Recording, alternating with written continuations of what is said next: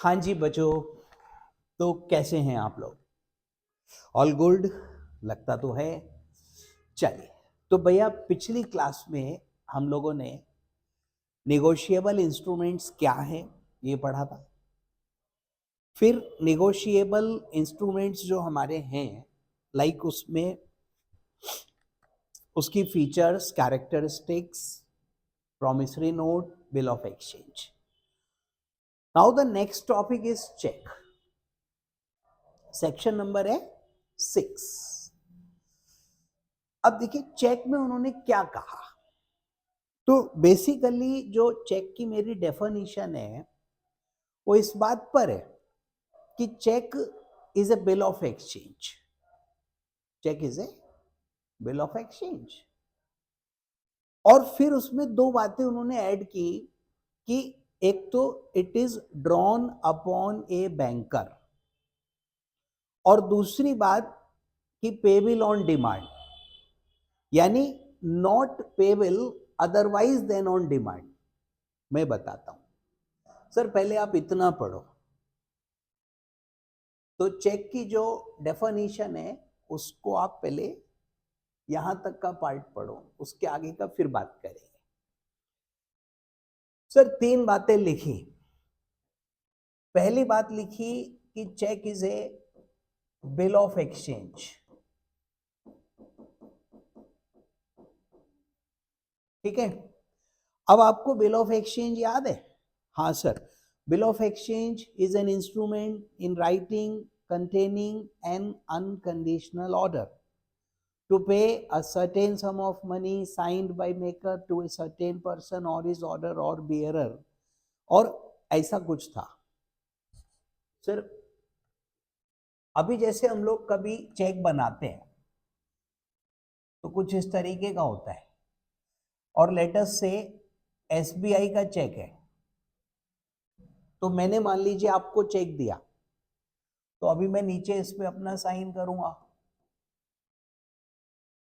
अब मान लो 1 लाख रुपीज का चेक है, यहाँ पे वर्ड्स में लिखूंगा ₹1 लाख ओनली, लगा दो भैया।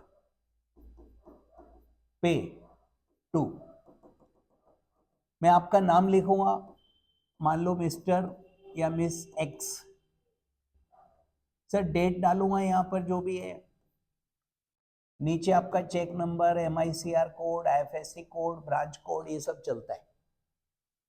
ऐसा चेक हम लोग देखे, बराबर ना? Yes sir. Now look, it is a bill of exchange. कैसे sir? Bill of exchange is an instrument in writing, so this is in writing, containing unconditional order.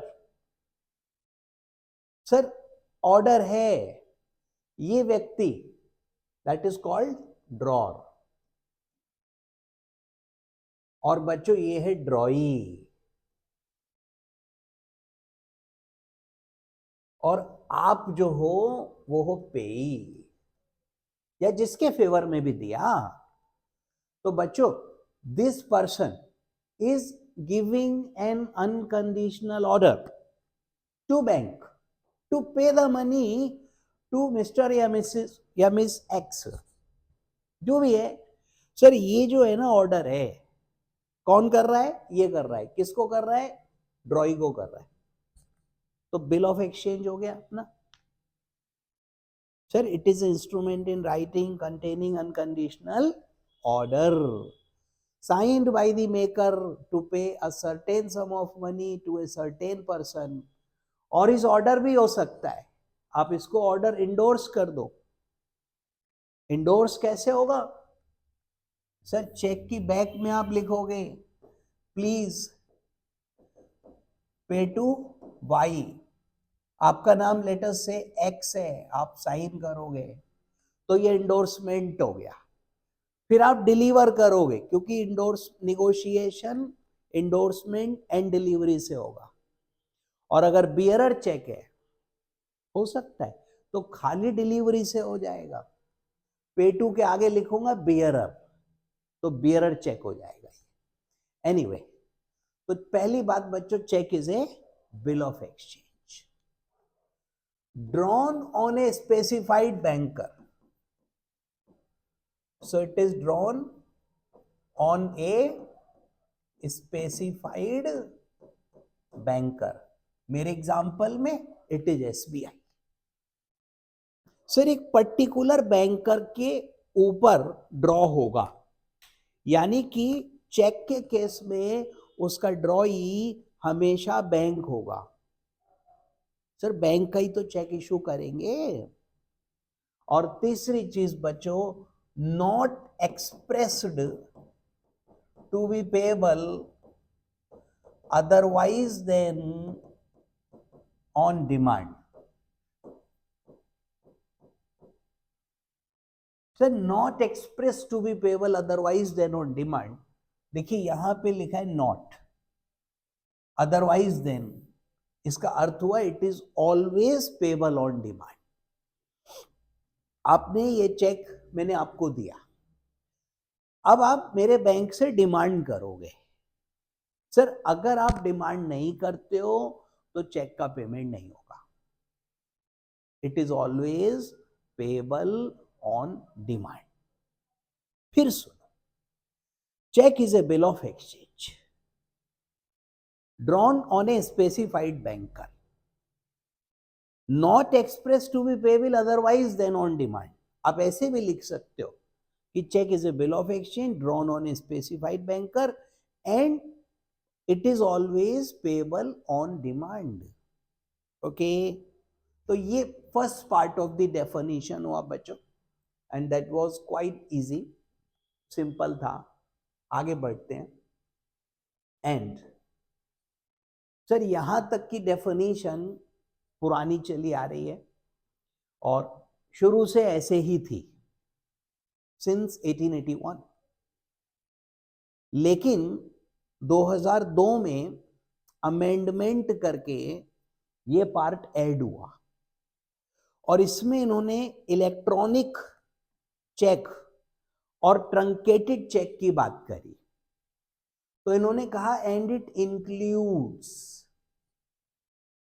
Electronic image of a truncated cheque and cheque in electronic form. Sir number 1 electronic image of truncated cheque. तो देखिए आपको पता है check की clearing होती है. मैंने आपको चेक दिया SBI का, आपका अकाउंट है लेट अस से ICICI में. अब आपने अपने अकाउंट में वो चेक डिपॉजिट किया.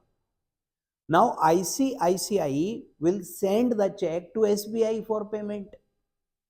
ये प्रोसेस क्लियरिंग कहलाता है.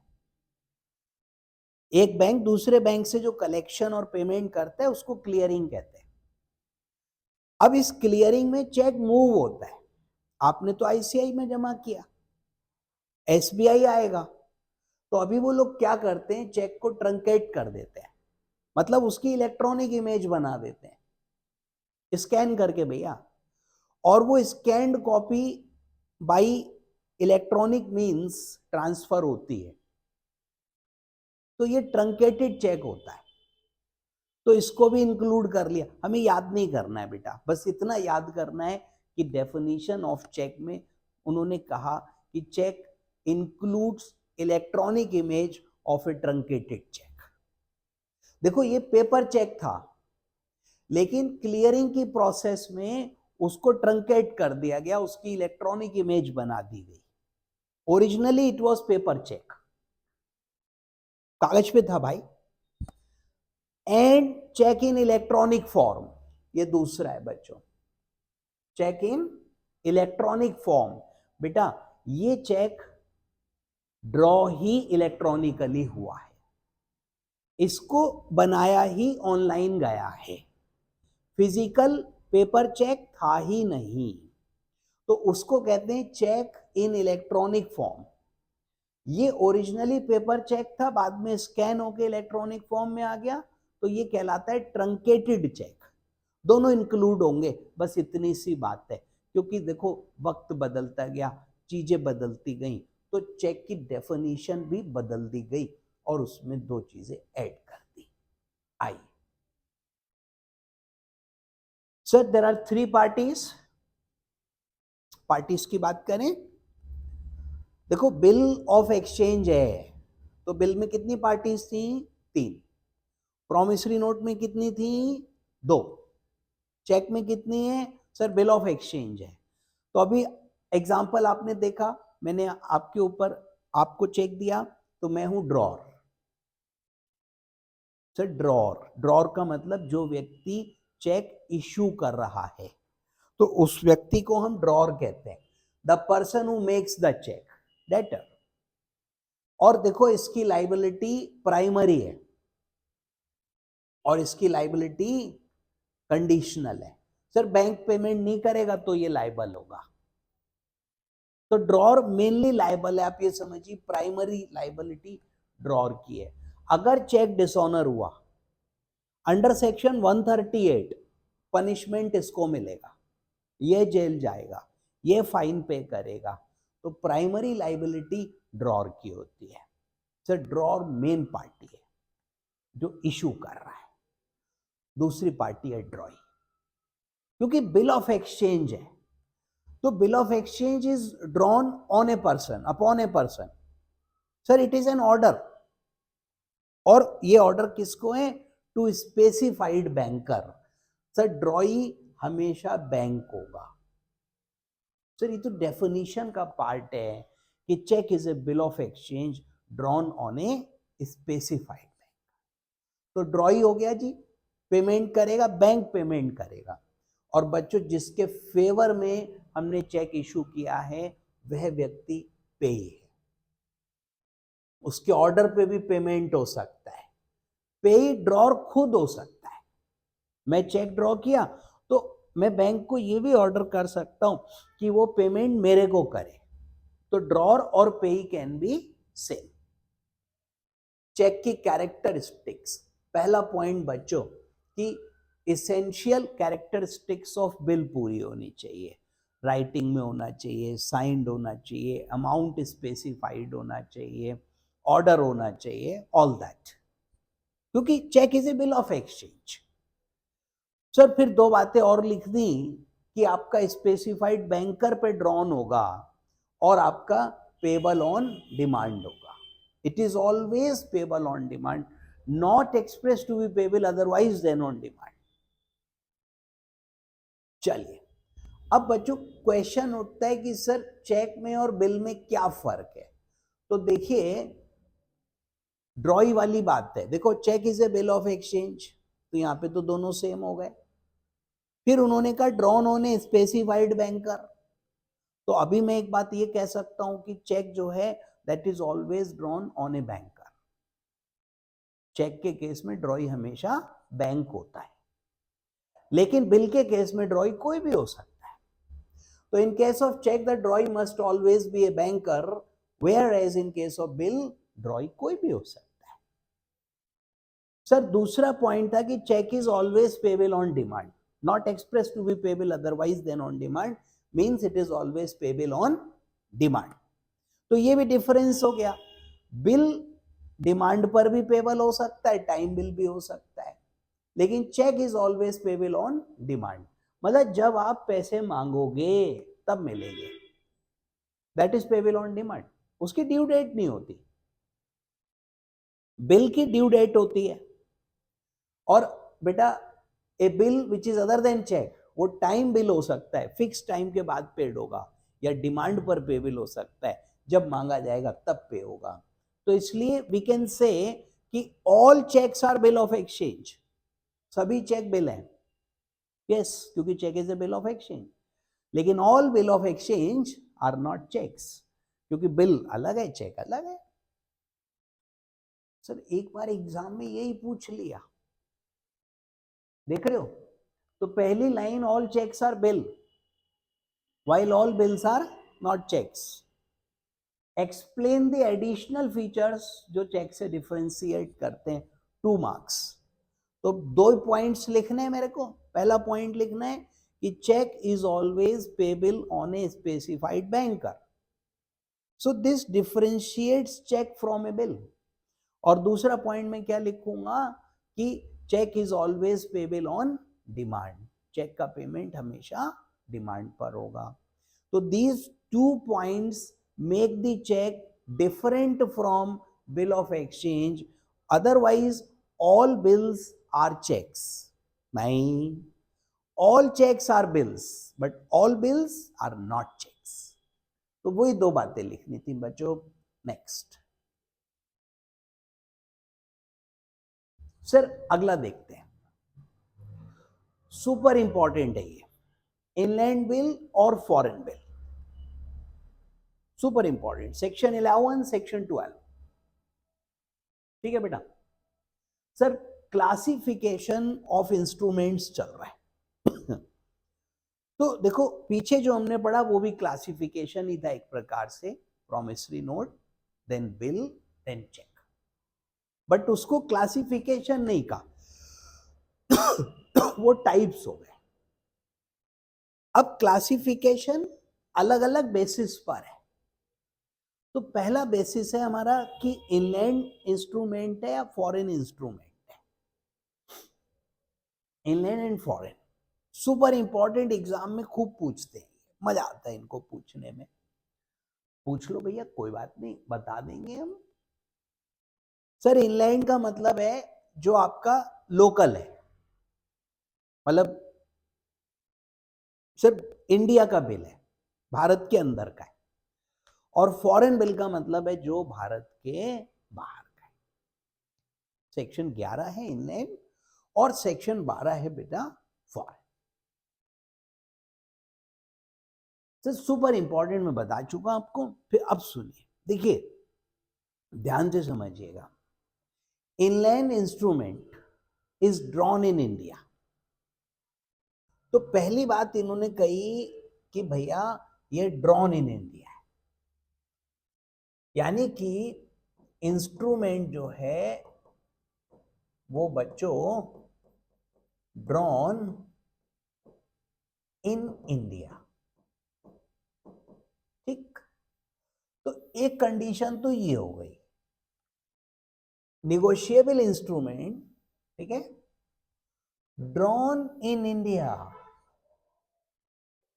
तो अगर कोई इंस्ट्रूमेंट ड्रॉन आउटसाइड इंडिया है, मतलब कहां पे बनाया गया. सर, ये चीज रेलिवेंट है. जिस व्यक्ति के ऊपर बनाया, दैट इज ड्रॉइंग, उसका रेसिडेंशियल स्टेटस क्या है और पेबल कहां पर है. तो ड्रॉन इन इंडिया. फिर उन्होंने कहा एंड, तो हमने भी लिख दिया and. Made payable in India.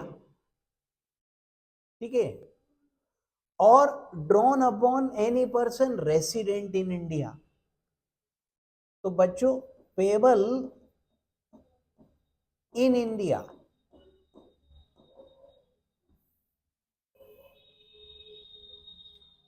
और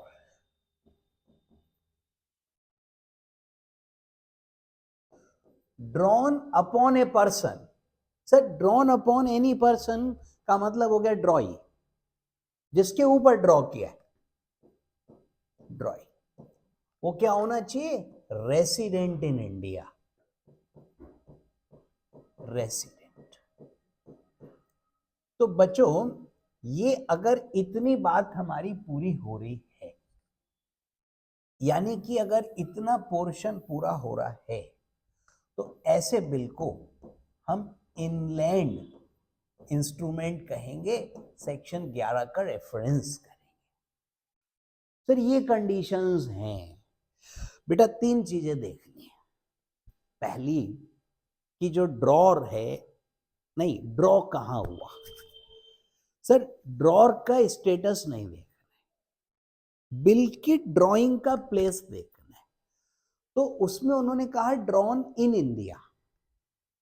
तो अगर ड्रॉन आउटसाइड इंडिया हो गया तो ये कंडीशन पूरी नहीं हुई, तो फॉरेन बिल हो गया सीधे सीधे. सर, ये वाली तो कंडीशन पूरी होनी ही चाहिए. ठीक है, और इन दो में से बीच में लगाए और. इसका मतलब या तो ये वाली या बेटा ये वाली कंडीशन पूरी होनी चाहिए. दोनों हो जाए बहुत अच्छी बात है. सर, इन दो में से कोई एक हो जाए और ये वाली हो जाए तो इनलैंड होगा. तो अगर कोई भी इंस्ट्रूमेंट है, बिल है, तो पहले देखो प्लेस ऑफ ड्राइंग कहाँ है। अब अगर उसका place of drawing outside India है, यानी जो बिल बनाया गया वो भारत के बाहर बनाया गया, तो आप सीधे सीधे फॉरेन बिल कहेंगे उसको, वो इनलैंड बिल नहीं है। क्योंकि ये बात जब पूरी नहीं हुई तो आगे देखने का कोई मतलब नहीं है। तो अगर बेटा ड्रोन आउटसाइड इंडिया है तो वो फॉरेन बिल हो गया। फिर मैं ये नहीं देखूंगा कि उसका रेसिडेंशियल स्टेटस या पेबल इन इंडिया है या नहीं है, मैं नहीं देखूंगा, क्योंकि ड्रॉन इन इंडिया पहली कंडीशन है इनलैंड बिल की, होनी चाहिए। ओके, अब अगर ड्रॉन इन इंडिया है, ड्रॉन इन इंडिया, लेकिन बच्चों पेबल आउटसाइड इंडिया है और जो ड्रॉई है वो आपका नॉन रेसिडेंट है, दोनों होनी चाहिए, तो भी उसको हम फॉरेन बिल कहेंगे। सर ड्रॉन इन इंडिया, तो ये पूरी हो गई। इन दो में से कोई एक हो जाएगी तो इनलैंड हो जाएगा, इसका मतलब दोनों ही ना हो तो फॉरेन हो जाएगा। तो अगर बिल ड्रॉन आउटसाइड इंडिया है तो आगे मत देखो, उसे आप फॉरेन बोल दो। अगर ड्रॉन इन इंडिया है, ठीक है, तो दो चीजें और चेक करो। पहला, पेबल कहां पर है। अब सपोज पेबल इन इंडिया है तो वापस से वो आपका इनलैंड बिल हो गया। सर ये कंडीशन पूरी हो गई और ये भी हो गई तो इनलैंड हो गया, फिर ये हो चाहे ना हो। सर और लगाए ना बीच में। अब अगर वो ड्रॉन इन इंडिया है बट पेबल आउटसाइड है तो रेसिडेंशियल स्टेटस देखेंगे किसका, ड्रॉई का।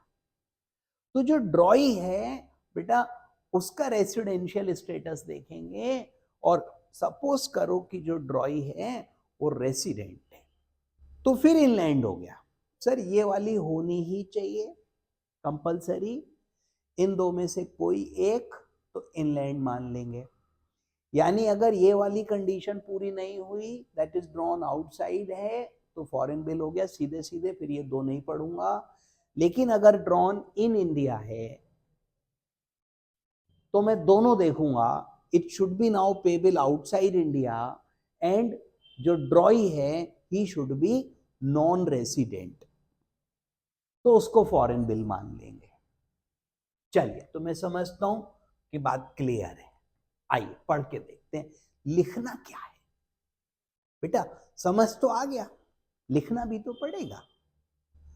तो याद करने वाला पोर्शन ये है, दिस वन। तो आप क्या बताओगे, sir negotiable instrument drawn in India, ठीक, and made payable in India. In India, India यहां पे ऐड कर लो, कॉमन से चल रहा है, तो मेड पेबल इन इंडिया और drawn upon a person resident in India. वही बात लिखनी है, ड्रॉन इन इंडिया, एंड और का स्पेशल इंपॉर्टेंस है, एंड पेबल इन इंडिया और drawn upon any person resident in India shall be inland instrument. ठीक, तो बेटा आगे देखो, देयर आर फ्यू एग्जाम्पल्स। तो अभी क्या है, पहला एग्जाम्पल है रेसिडेंट ऑफ आगरा ड्रू। तो देखो इसका स्टेटस से कोई फर्क नहीं पड़ रहा है, लेकिन इसने बिल बनाया इन आगरा, तो आपको प्लेस ऑफ ड्राइंग देखना है। सबसे इंपॉर्टेंट है ड्रॉ कहां हुआ, और हमने अभी पढ़ा inland bill must be drawn in India. तो पहली कंडीशन कि ये वाला बिल ड्रॉन इन इंडिया होना चाहिए। सर ये कह रहे इसने जो बिल ड्रू किया वो इन आगरा किया, तो पहली कंडीशन पूरी हो गई। A merchant in New York, sir ये है a resident drew a bill in Agra on B. अब जो बी है वो सर ड्रॉई जो है वो नॉन रेसिडेंट है, तो सर एक तो प्लेस ऑफ ड्राइंग देखना है, तो प्लेस ऑफ ड्राइंग इंडिया है। दूसरा ड्रॉई का स्टेटस देखना है, वो नॉन रेसिडेंट है। फिर पेबल कहां पर है ये देखना है बच्चों, पेबल प्लेस ऑफ पेमेंट, और be accepted the bill payable in Delhi, तो ये इंडिया हो गया। तो देखो ये वाली कंडीशन तो होनी चाहिए, इन दो में से कोई एक होनी चाहिए बच्चों। तो ये पूरी हो गई, ये पूरी हो गई, तो इसलिए ये इनलैंड बिल है।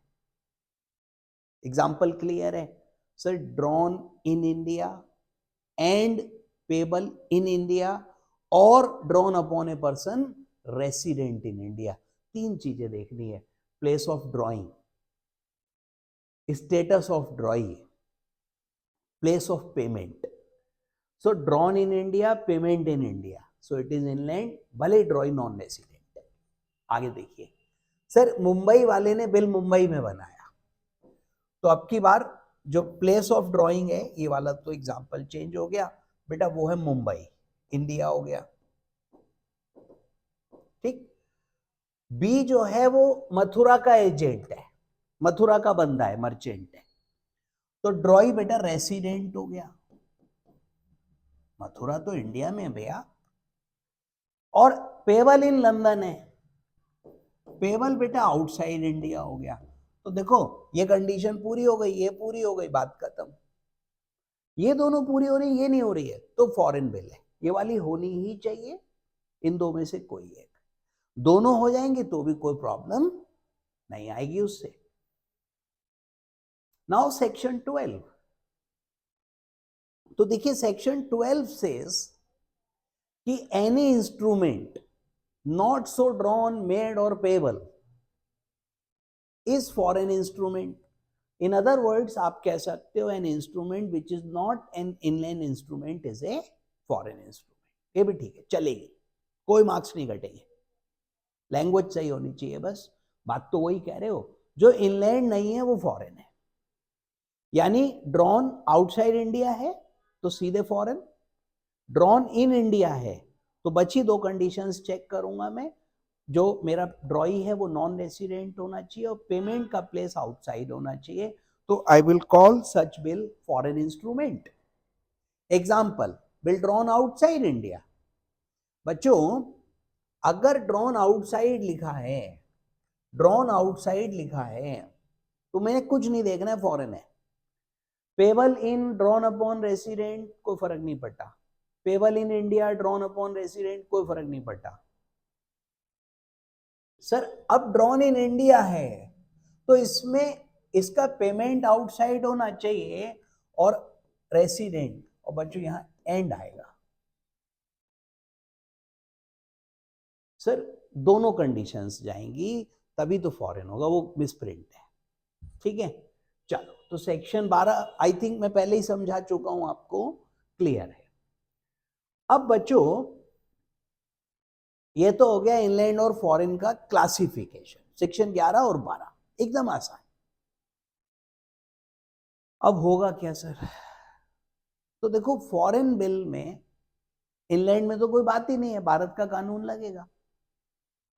अब मान लो एक बिल है जो सपोज करो किसी फॉरेन कंट्री में ड्रॉ हुआ, तो फॉरेन बिल हो गया। पेबल इन इंडिया है या इंडोर्स हुआ है भारत में, और अब उस पर मुकदमेबाजी होती है, सूट वगैरह फाइल होता है, तो एक क्वेश्चन अराइज होता है बेटा कि लॉ किस देश का लगेगा, लॉ किस कंट्री का लगेगा। तो इस बात का आंसर ये है कि जो ड्रॉर है और जो इंडोर्सर है, सर ये देखिए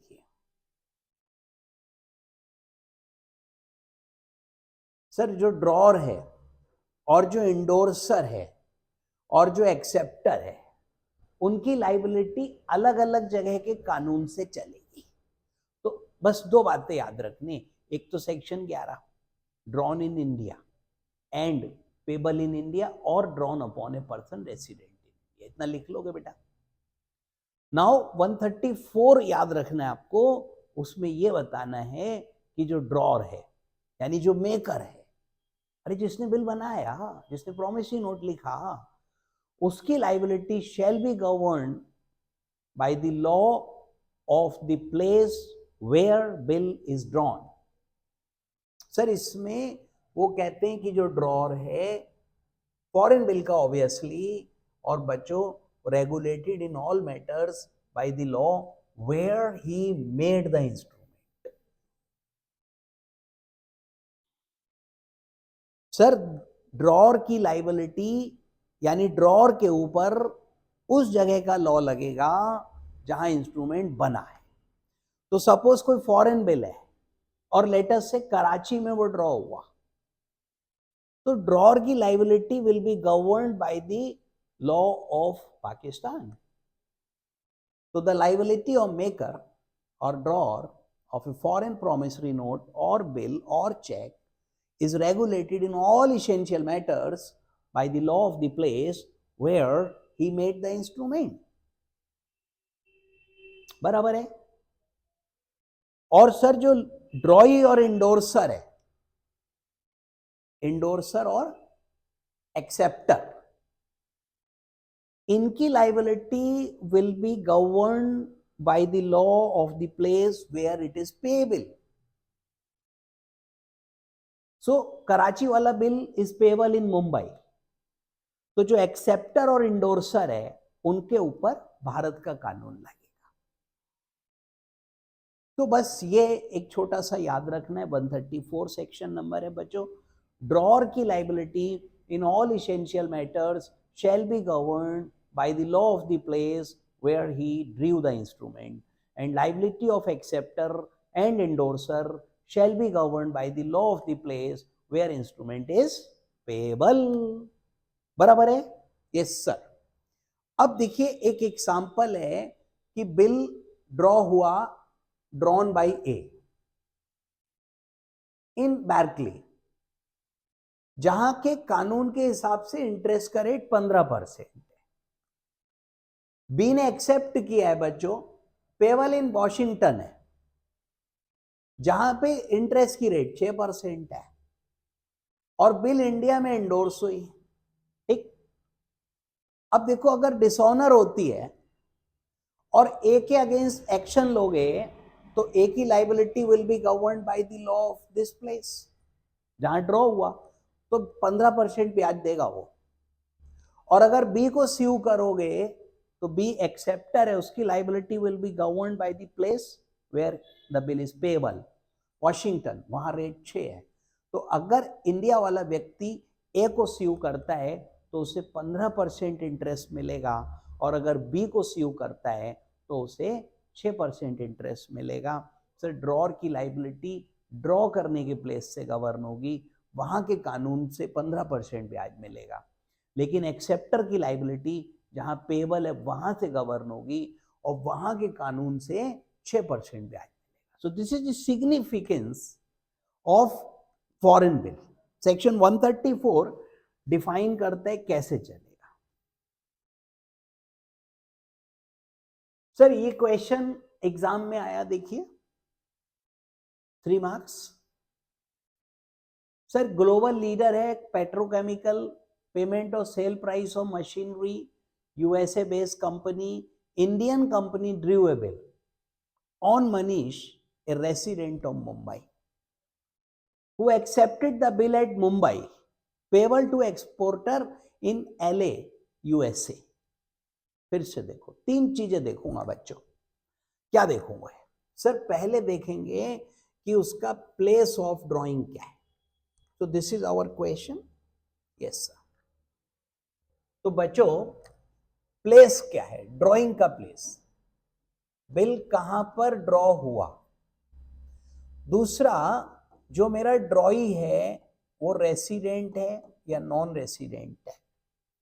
और तीसरा, पेमेंट का प्लेस। ये 3 चीजें देखनी है। सर ड्रॉ इन इंडिया होना चाहिए।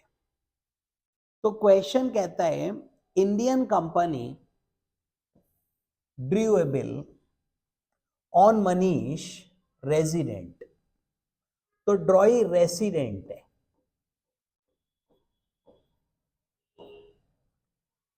Who accepted the bill at Mumbai, उसने मुंबई में एक्सेप्ट किया है बच्चों, payable to the exporter in LA USA, तो पेमेंट बेटा यूएसए में हो रहा है, और देखो इंडियन कंपनी ने ड्रॉ किया है, मुंबई में उसने एक्सेप्ट किया है, तो इसका मतलब ये ड्रॉ भी इंडिया में हुआ, तो bill was drawn in India. तो ये देखो इनलैंड इंस्ट्रूमेंट है बेटा, क्लियरली इनलैंड है। अब आंसर एग्जाम में जब आप लिखोगे तो मेन आपको लॉ लिखना है, सेक्शन 11 लिखना है, फिर बताना है कि as per section 11 an inland instrument means a bill, promissory note और cheque drawn in India and payable in India और drawn upon a person resident in India. So this bill is drawn in India and the person on whom it is drawn, that is the drawee, is a resident in India. So irrespective of the fact that it is payable outside India, it is an inland bill.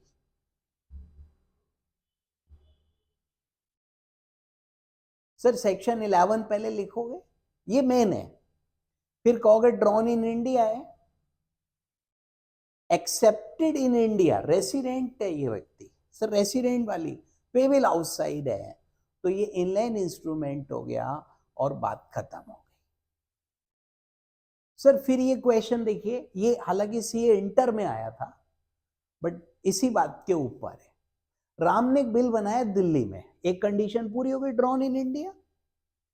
Shyam resident है, दो condition पूरी हो गई, ड्रॉई resident है, accepted payable in Thailand होगा। सो ये inland bill है बच्चों, ड्रॉन इन इंडिया और ड्रॉई इज रेसिडेंट इन इंडिया। दूसरा पढ़ो, रमेश ने मुंबई में बिल बनाया, ठीक, तो drawn in India. Suresh non resident है बच्चों, रेसिडेंट ऑफ ऑस्ट्रेलिया, तो ये पूरी नहीं हुई। Payable in Chennai, payable in India है, तो दो कंडीशंस में से एक हो रही है, ड्रॉन इन इंडिया है, ये भी इनलैंड है।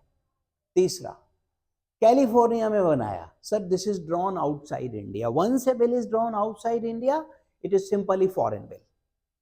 फिर आगे नहीं पढ़ूंगा मैं, सर ड्रॉन आउटसाइड इंडिया हो गया, ड्रॉन इन इंडिया पहली कंडीशन थी, वही नहीं हो रही, तो आगे दूसरी क्यों पढ़ूं। तो a bill drawn outside India is always a foreign bill.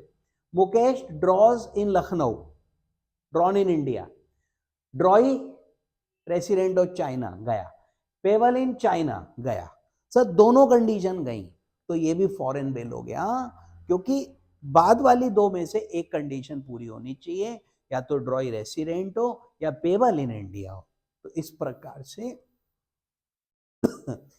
बेटा अगला है बियरर और ऑर्डर, ये अब हम नेक्स्ट वीडियो में कवर करेंगे। आज इतना ही रखते हैं, ध्यान से वीडियोस देखिए एंड असाइनमेंट्स को भी धीरे धीरे पढ़िए उसको, और जो लॉ वाला पोर्शन है उसको लिखने का प्रैक्टिस, राइटिंग का उसको याद करना है, बाकी आप बना के लिख लोगे। मिलते हैं अगले वीडियो में बच्चों, तब तक के लिए ta-ta bye bye, take care.